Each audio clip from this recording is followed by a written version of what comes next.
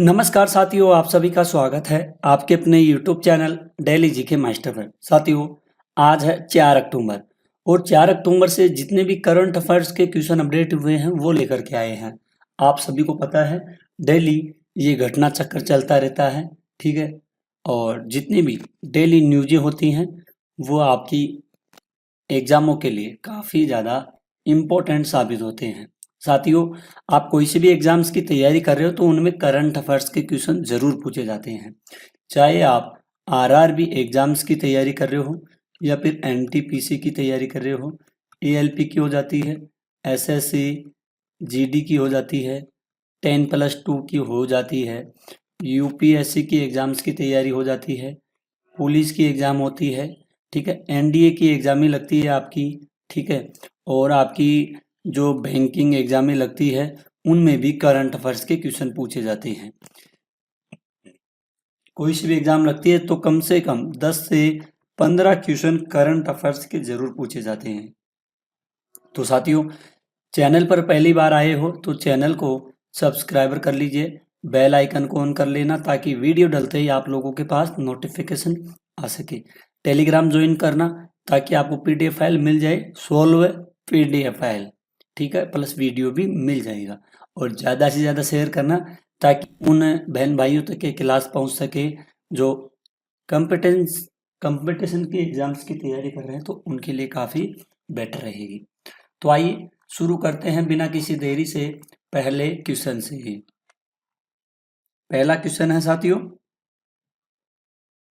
हाल ही में 2025 आर्थिक स्वतंत्रता सूचकांक में भारत को वैश्विक स्तर पर कौन सा स्थान मिला है? तो साथियों, भारत को इसमें स्थान मिला है 128वां स्थान मिला है, ठीक है। भारत का आर्थिक स्वतंत्रता स्कोर है 53.0 है, जिससे इसकी अर्थव्यवस्था 2025 के आर्थिक स्वतंत्रता सूचकांक में 128वीं सबसे स्वतंत्र अर्थव्यवस्था बन गया। पिछले वर्ष की तुलना में इसकी रैंकिंग 0.1 अंक की वृद्धि हुई और एशिया प्रशांत क्षेत्र में 39 देशों में, कितने देशों में? 39 देशों में 26वें स्थान पर है। 26वें स्थान पर है। कौन कौन है? ये भारत है 26वें स्थान पर। इसको ध्यान में रखना, ये 128वां है, आया है भारत आर्थिक सूचकांक में, यानी इकोनॉमिक फ्रीडम इंडेक्स में, ठीक है। इस सूची में प्रथम स्थान पर कौन है? प्रथम स्थान पर होगा साथियों, काफी इंपॉर्टेंट है, ये है सिंगापुर है, ठीक है। आगे बढ़ते हैं अगले क्वेश्चन की ओर। रेबीज निगरानी को मजबूत करने के लिए रेबीज ट्रैक रिवर ऐप किस राज्य द्वारा लॉन्च किया गया है? तो साथियों, ये लॉन्च किया गया है पुडुचेरी, पुडुचेरी के द्वारा यह लॉन्च किया गया है,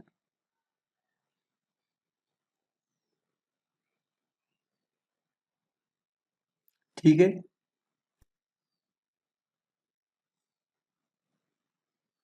ठीक है, तो ये पुडुचेरी में लॉन्च किया गया है। काफी इंपॉर्टेंट क्वेश्चन है, इसको देखते हैं आगे बढ़ करके।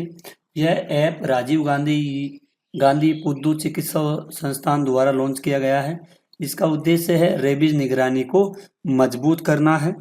यह परियोजना नाइजीरिया में क्रॉस रिवर राज्य में रेबीज निगरानी को मजबूत करने के लिए विश्व स्वास्थ्य संगठन, जिसको अपन WHO बोलते हैं, ठीक है, के द्वारा संचालित एक पहल है, ठीक है। तो इसको जरूर ध्यान में रखना। अगला क्वेश्चन है,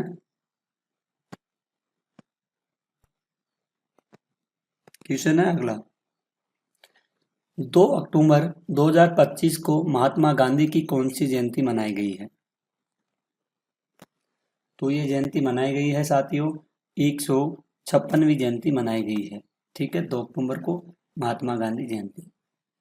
2 अक्टूबर 1869 को पोरबंदर गुजरात में हुआ इनका जन्म। 2 अक्टूबर को विश्व अहिंसा दिवस और लाल बहादुर शास्त्री जयंती भी मनाई जाती है 2 अक्टूबर को, ध्यान में रखना योग्य बातें हैं ये। अगले क्वेश्चन की ओर बढ़ते हैं अपन। हाल ही में भारत ने किस देश के साथ पहली सीमा पार रेल संपर्क स्थापित करने का समझौता किया है? तो साथियों, भारत के द्वारा पहली कौन सी है? पहली सीमा पार रेल संपर्क स्थापित करने का समझौता किया गया है। और ये किससे किया गया है? ये किया है भूटान देश से। इसमें आएगा 4033 करोड़ रुपए की कुल लागत। ठीक है, इसको जरूर ध्यान में रखना। और सीमा पार 2 रेल संपर्क स्थापित करने पर सहमत हुए हैं। इसमें कोकराझार, गैलेफू और बानरहाट सामसी योजना शामिल है। और नई दिल्ली में रेल मंत्री अश्विनी वैष्णव ने कहा कि यह परियोजना भूटान के 2 प्रमुख शहरों गैलेफू और सामसी को जोड़ेगी। ठीक है, तो इसको ध्यान में रखना। ये क्वेश्चन काफी ज्यादा वेरी वेरी इंपॉर्टेंट क्वेश्चन है। ये भारत और भूटान ने 2 रेल परियोजनाओं पर समझौता किया है। कोकराझार असम से गिलेफू भूटान यानी कि 69 किलोमीटर है। बानरहाट पश्चिम बंगाल से समत से भूटान से 20 किलोमीटर है। तो इसको आप लोग ध्यान में जरूर रखिएगा। अगले क्वेश्चन की ओर बढ़ते हैं। 2025 महिला क्रिकेट विश्व कप के दौरान आईसीसी और किसने प्रोमिस टू चिल्ड्रेन अभियान शुरू किया है? और ये अभियान शुरू किया गया है यूनिसेफ के द्वारा। यह अभियान शुरू किया गया है। इसको आप लोग जरूर ध्यान में रखना। ठीक है, यूनिसेफ न्यूयॉर्क यूएसए ने यह अभियान शुरू किया है। उद्देश्य बच्चों को समान अवसर प्रदान करना है। अगले क्वेश्चन की ओर बढ़ते हैं। कोल्ड डेजर्ट बायोस्फीयर रिजर्व किस राज्य में है जिसे यूनेस्को सूची में शामिल किया गया है? और ये यूनेस्को सूची में शामिल किया गया है हिमाचल प्रदेश को शामिल किया गया है। ठीक है, ये काफी इंपॉर्टेंट है। इंपॉर्टेंट क्वेश्चन है, ध्यान में रखना। Cold desert biosphere reserve Himachal Pradesh में स्थित है। यह भारत का 13वां बायोस्फीयर रिजर्व है जो यूनेस्को सूची में शामिल हुआ है। अगले क्वेश्चन की ओर बढ़ते हैं। पर्यावरण संरक्षण के लिए व्यक्तिगत श्रेणी में 31वां MS स्वामीनाथन पुरस्कार किसे मिला है? तो साथियों, MS स्वामीनाथन पुरस्कार मिला है वीरप्पन को। किसे मिला है? ये वीरप्पन को मिला है। ठीक है, और यह पुरस्कार rotary club of Madras east द्वारा दिया जाता है। यह व्यक्ति गैर सरकारी संगठनों का कंपनियों का पर्यावरण है। ठीक है, तो साथियों इसको आप लोग जरूर ध्यान में रखना, काफी ज्यादा इंपॉर्टेंट है। ठीक है, ये 31वां डॉक्टर MS स्वामीनाथन पुरस्कार संरक्षण और जागरूकता क्षेत्र में तमिलनाडु के आयरूलार समुदाय से जुड़े मछुआरे श्री वीरप्पन को दिया गया है। इसको काफी ज्यादा ध्यान में रखना। उन्हें यह सम्मान प्रकृति संरक्षण जैव विविधता की रक्षा में किए गए उनके प्रयासों के लिए प्रदान किया गया है। ये क्वेश्चन साथियों काफी ज्यादा है और ये वेरी वेरी इंपॉर्टेंट क्वेश्चंस भी है। अगला क्वेश्चन है, काफी इंपॉर्टेंट क्वेश्चन होगा। संयुक्त राष्ट्र महासागर सम्मेलन 2025 कहाँ प्रारंभ होगा? तो साथियों ये प्रारंभ होगा कहाँ पर? ये फ्रांस के निस शहर में होगा।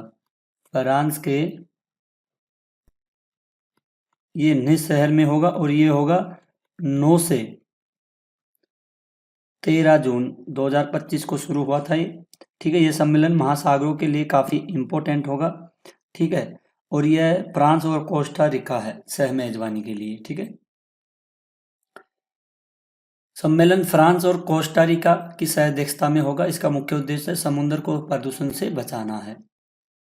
अगला क्वेश्चन है, वर्ष 2026-27 के लिए संयुक्त राष्ट्र सुरक्षा परिषद में कितने अस्थायी सदस्य चुने गए हैं? ये चुने गए हैं 5 अस्थायी सदस्य चुने गए हैं। ठीक है, जिसमें होगा बहरीन होगा, कोलंबिया होगा, दूसरा देश होगा कांगो होगा, जो लोकतांत्रिक गणराज्य देश है। और अगला होगा, एक होगा लातविया और एक होगा लाइबेरिया। ठीक है, ये 5 देश हो गए। और 1 जनवरी 2026 से 31 दिसंबर 2027 तक, 1 जनवरी 2026 से 21 दिसंबर 2027 तक 2 साल की अवधि के लिए काम करेंगे। ठीक है, तो ये 5 देश हैं। संयुक्त राष्ट्र महासभा ने 3 जून 2025 को इन देशों को चुनाव किया था। ठीक है, तो साथियों ये काफी इंपॉर्टेंट है, इसको ध्यान में रखना। ठीक है, ये आपके सामने आ गए 5 देश। ठीक है, और कुल सुरक्षा परिषद में कुल 10 अस्थायी सदस्य होते हैं। ठीक है, अगले क्वेश्चन की ओर बढ़ते हैं। हाल ही में प्रधानमंत्री की आर्थिक सलाहकार परिषद का अध्यक्ष किसे नियुक्त किया गया है? तो साथियों ये नियुक्त किया गया है, महेंद्र देव को नियुक्त किया गया है। ये वर्तमान EACPM के अध्यक्ष हैं, जिन्हें 2025 के लिए नियुक्त किया गया है। यानी कि महेंद्र देव को हाल ही में प्रधानमंत्री की आर्थिक सलाहकार परिषद का अध्यक्ष नियुक्त किया गया है, जो भारत सरकार को आर्थिक नीतियों और रणनीतियों पर सलाह देती है। उन्होंने विवेक देबरॉय का स्थान लिया है। ठीक है, पहले ये थे विवेक देबरॉय और अब है महेंद्र देव। अगले क्वेश्चन की ओर बढ़ते हैं। हाल ही में दुनिया का सबसे ऊंचा रेल और आर्च ब्रिज किस नदी पर बना है? तो साथियों ये बना है चिनाब नदी पर बना है। ठीक है, और 369 मीटर है, जो एफएल टावर और कुतुब मीनार से भी ऊंचा है। यह पुल 1315 मीटर यानी कि आप लोग कह सकते हैं 1.3 किलोमीटर लंबा है, और स्टील के आर्च डिजाइन वाला है। इसका मुख्य आर्च है 467 मीटर ये लंबा है, जो अपनी तरह का सबसे बड़ा पुल है ये। ठीक है, यह पुल जम्मू कश्मीर के चिनाब नदी पर निर्मित किया गया है और इसकी लगभग ऊंचाई है 369 मीटर है, जो दुनिया का सबसे ऊंचा रेल ब्रिज भी है ये। ठीक है, काफी इंपॉर्टेंट क्वेश्चन है ये। हाल ही में संचालन का 1 दशक पूरा करने वाली पहली समर्पित अंतरिक्ष खगोल विज्ञान वेधशाला एस्ट्रोसैट PSLV-C30 रॉकेट किस देश ने लॉन्च किया है? तो साथियों ये लॉन्च किया गया है, काफी ज्यादा इंपॉर्टेंट क्वेश्चन है। ये लॉन्च किया गया है साथियों, भारत के द्वारा लॉन्च किया गया है। 30 रॉकेट भारत द्वारा लॉन्च किया गया। ये 28 सितंबर 2015 को पहली समर्पित अंतरिक्ष खगोल विज्ञान वेधशाला एस्ट्रोसेट को पृथ्वी की कक्षा में स्थापित किया और 2025 में इसे संचालित कर 1 दशक पूरे किए गए। लॉन्च की तिथि थी 28 सितंबर 2015 को थी। लॉन्च वाहन था PSLV-C30 XL रॉकेट। ठीक है, और इसको लॉन्च किया गया भारत के श्रीहरिकोटा में सतीश धवन केंद्र है, यहाँ से लॉन्च किया गया था। ठीक है, तो एक तो इस बात को ध्यान में रखना है। ठीक है, एस्ट्रो लॉन्च किया गया था, खगोल विज्ञान से संबंधित है, और सतीश धवन अंतरिक्ष केंद्र से इसको लॉन्च किया गया था। अगला क्वेश्चन है, वैश्विक गैस उद्योग के ओलंपिक के रूप में जाने जाने वाला 29वां विश्व गैस सम्मेलन में अपने लगभग 100 वर्ष के इतिहास में पहली बार कहाँ आयोजित किया गया था? तो पहली बार आयोजित किया गया साथियों ये बीजिंग चीन में किया गया था। ठीक है, यह सम्मेलन विश्व गैस IGU द्वारा आयोजित किया गया। इस गैस उद्योग का ओलंपिक कहा जाता है और यह पहली बार बीजिंग में हुआ था। बीजिंग यानी कि ये चीन में हुआ था। अगला क्वेश्चन है,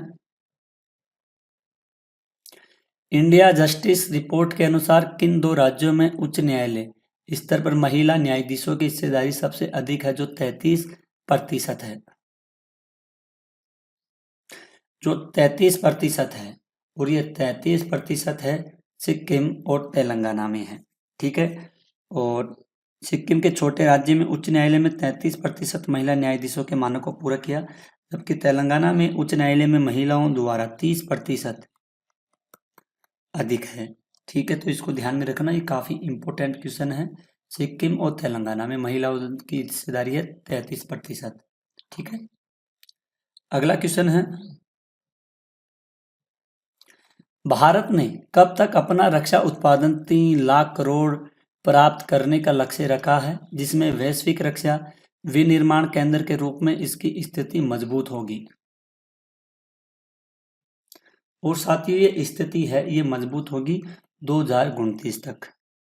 ठीक है, ये 3 लाख करोड़ तक पहुंचने का लक्ष्य रखा गया है। यह लक्ष्य मेक इन इंडिया पहल के तहत घरेलू उत्पादन, रक्षा उत्पादन क्षमताओं को मजबूत करने के लिए किया गया है। साथियों, लक्ष्य है इसका 2029 तक का इसका लक्ष्य रखा गया है। ठीक है, ध्यान में रखना। भारत ने 2029 तक का यह लक्ष्य हासिल करने की योजना बनाई। इससे भारत वैश्विक रक्षा विनिर्माण केंद्र रूप में उभर सकेगा और 50,000 करोड़ का रक्षा निर्यात भी होगा इससे। ठीक है, अगले क्वेश्चन की ओर बढ़ते हैं। किस उपन्यास के लिए पर्सिवल एवरेस्ट को 2025 का पुलित्जर पुरस्कार मिला है? और ये पुलित्जर पुरस्कार मिला है साथियों जेम्स को। जेम्स 2025 का पुलित्जर पुरस्कार कथा साहित्य के लिए मिला, न किसी अन्य पुरस्कार के लिए। जेम्स मार्क ट्वेन के उपन्यास द एडवेंचर्स ऑफ अकलबेरी फिन का एक साहसिक और मार्मिक पुनर्कल्पना है, जो गुलाम पात्र जिम के नजरिए से कहानी कहता है। ठीक है साथियों, तो इसको ध्यान में रखना। पर्सिवल एवरेस्ट को उनके उपन्यास जेम्स के लिए पुरस्कार दिया गया है। साहित्य जगत का सबसे बड़ा सम्मान माना जाता है ये। इसे पत्रकारिता का नोबेल पुरस्कार भी कहा जाता है। आगे बढ़ते हैं। रिंकू हुड्डा ने पुरुषों के F46 जेवलिन थ्रो में कौन सा पदक जीता है? तो इन्होंने जीता है स्वर्ण पदक जीता है। स्वर्ण पदक जीता गया है। ठीक है, किससे? रिंकू हुड्डा के द्वारा। ये थी 66.37 मीटर भाला फेंक स्वर्ण पदक जीता है रिंकू हुड्डा ने, जो उन्होंने विश्व पैरा एथलेटिक्स 2025 दिल्ली में मिली है। अगले क्वेश्चन की ओर बढ़ते हैं। क्रिकेट खिलाड़ी किस देश से संबंधित है जिन्होंने संन्यास लिया है? तो ये संबंधित है, इंग्लैंड का है वॉक्स।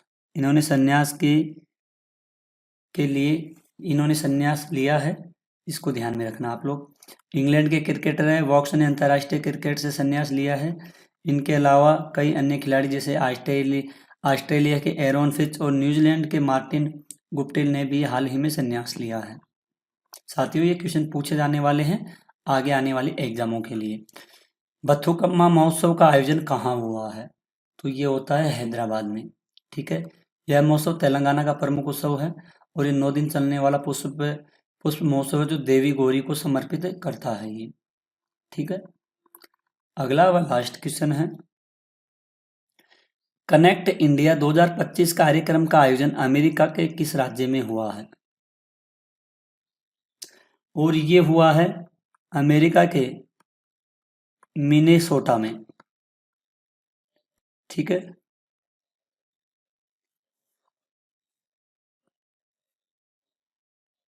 ध्यान में रखना इसको।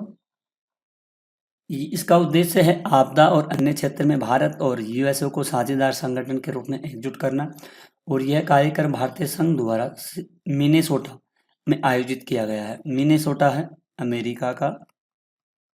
ठीक है, तो साथियों, आज के आपके टॉप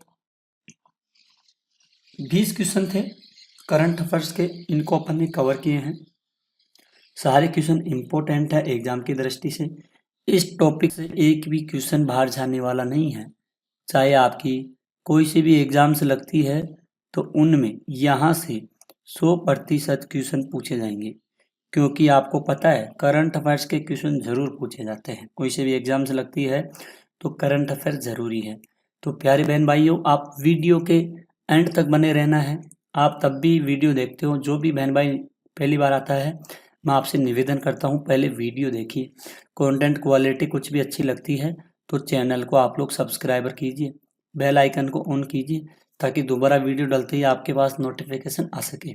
और क्लास को ज़्यादा से ज़्यादा शेयर कीजिए, ताकि उन बच्चों तक क्लास पहुंच सके जो डेली घर बैठ के ऑनलाइन क्लास नहीं ले सकते और अपनी क्लासें फ्री ऑफ कॉस्ट है, डेली क्लासें लीजिए करंट अफेयर्स की।